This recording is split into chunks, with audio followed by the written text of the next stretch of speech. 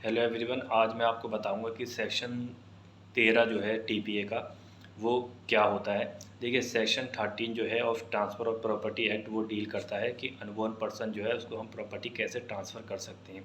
देखिए, मैंने अपनी पिछली वीडियोज़ में बताया था कि टीपीए जो है वो जब दो लिविंग पर्सन आपस में प्रॉपर्टी ट्रांसफ़र कर रहे होंगे जिन्हें इंटर बाइवर्स बोलते हैं, तो उनके ऊपर टीपीए एप्लीकेबल होगा। लेकिन अब जब अनबोर्न पर्सन है तो वो अब एग्जिस्टेंस में भी नहीं है, तो फिर उसको हम प्रॉपर्टी कैसे ट्रांसफ़र कर सकते हैं, वो जो है वो टीपीए का सेक्शन 13 और 14 डील करते हैं। तो मैं बताता हूँ कि अनबोर्न पर्सन जो है वो क्या होता है। देखिए, अनबोर्न पर्सन का मतलब होता है जो अभी अपनी माँ के मतलब वॉर्म में भी नहीं है। मतलब एक होता है कि माँ के पेट में अगर बच्चा है तो उसको अनबोर्न नहीं माना जाएगा। अनबोर्न का मतलब होता है कि जो अभी एग्जिस्टेंस में भी नहीं है उसको हम अनबोर्न करते हैं। तो अनबोर्न पर्सन को हम क्या प्रॉपर्टी ट्रांसफ़र कर सकते हैं? यस, हम कर सकते हैं, लेकिन उसके साथ एक कंडीशन अटैच होती है। वो ये होती है कि अगर हमें अनबोर्न पर्सन को प्रॉपर्टी ट्रांसफ़र करनी है तो हम वो डायरेक्ट उसको नहीं दे सकते।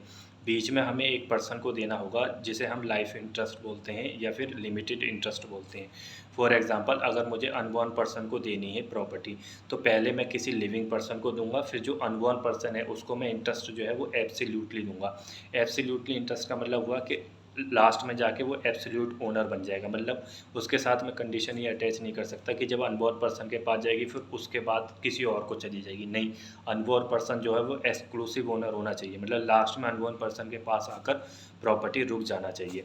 तो ये होता है सेक्शन 13 ऑफ प्रॉपर्टी एक्ट कि अनबोर्न पर्सन को हम प्रॉपर्टी ट्रांसफ़र कर सकते हैं, लेकिन बीच में हमें एक पर्सन को देकर फिर उसको देना पड़ेगी, लेकिन वो एब्सोल्यूट होना चाहिए।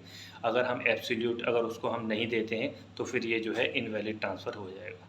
Thank you.